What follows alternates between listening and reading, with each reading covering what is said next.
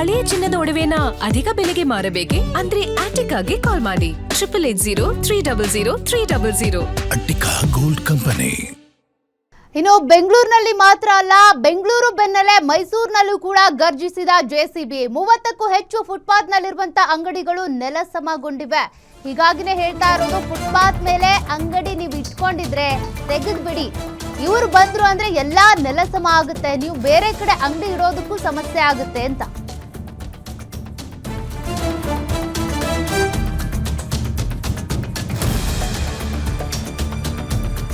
ಮೈಸೂರು ಮಹಾನಗರ ಪಾಲಿಕೆ ವಲಯ 5ರಲ್ಲಿ ತೆರವು ಕಾರ್ಯಾಚರಣೆ ನಡೀತಾ ಇದೆ. ಕೆಆರ್ಎಸ್ ರಸ್ತೆಯಲ್ಲಿ ಅನಧಿಕೃತವಾಗಿ ನಿರ್ಮಿಸಲಾಗಿದ್ದ ಅಂಗಡಿಗಳು, ಪೆಟ್ಟಿಗೆ ಅಂಗಡಿಗಳಿರ್ಬೋದು, ಶೆಡ್ಗಳು, ತಳ್ಳೋ ಗಾಡಿ, ಜಾಹೀರಾತು ಫಲಕಗಳ ತೆರವು ನಡೀತಾ ಇದೆ.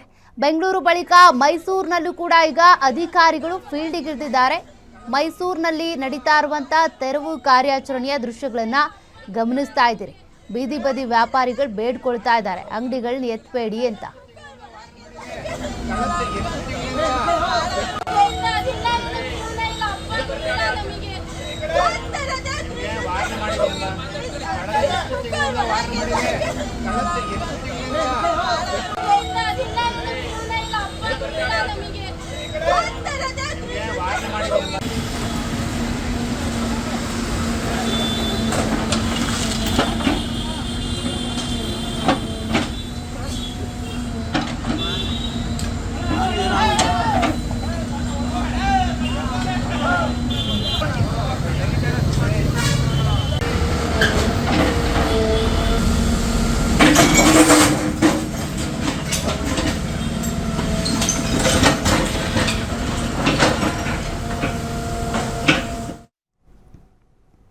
ಬರದ ನಡುವೆ ಮೈಸೂರು ದಸರಾ ಆಚರಣೆಗೆ ಸಿದ್ಧತೆಯನ್ನ ಮಾಡಿಕೊಳ್ಳಲಾಗ್ತಾ ಇದೆ. ಇವತ್ತು ದಸರಾ ಆಚರಣೆ ಪೂರ್ವಭಾವಿ ಸಿದ್ಧತಾ ಸಭೆಯನ್ನ ಕರೆದಿದ್ದಾರೆ.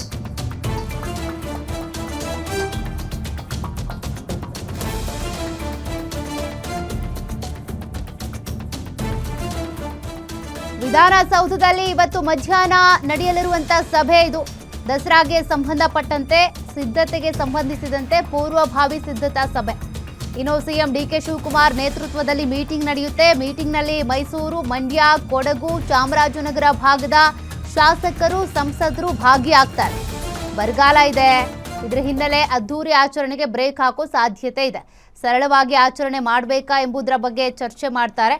ಮಹತ್ವದ ತೀರ್ಮಾನವನ್ನು ಕೈಗೊಳ್ತಾರೆ ಸಿಎಂ ನೇತೃತ್ವದ ಸಭೆಯಲ್ಲಿ. ಹಿಂದೆ ಫ್ಲಡ್ ಆದಂಥ ಸಂದರ್ಭದಲ್ಲಿರ್ಬೋದು, ಕೊರೋನಾ ಸಂದರ್ಭದಲ್ಲಿರ್ಬೋದು, ಆಗಲೂ ಕೂಡ ಮೈಸೂರು ದಸರಾವನ್ನು ಬಹಳ ಸರಳವಾಗಿ ಆಚರಣೆ ಮಾಡಲಾಗಿತ್ತು. ಈಗ ಬರ ಇದೆ, ಅನೇಕ ಜಿಲ್ಲೆಗಳಲ್ಲಿ ಮಳೆ ಇಲ್ಲದೆ ರೈತರು ಆತಂಕಕ್ಕೀಡಾಗಿದ್ದಾರೆ. ಹೀಗಾಗಿ ಈ ಬಾರಿನೂ ದಸರಾ ಸಿಂಪಲ್ ಆಗಿ ಆಗೋ ಸಾಧ್ಯತೆ.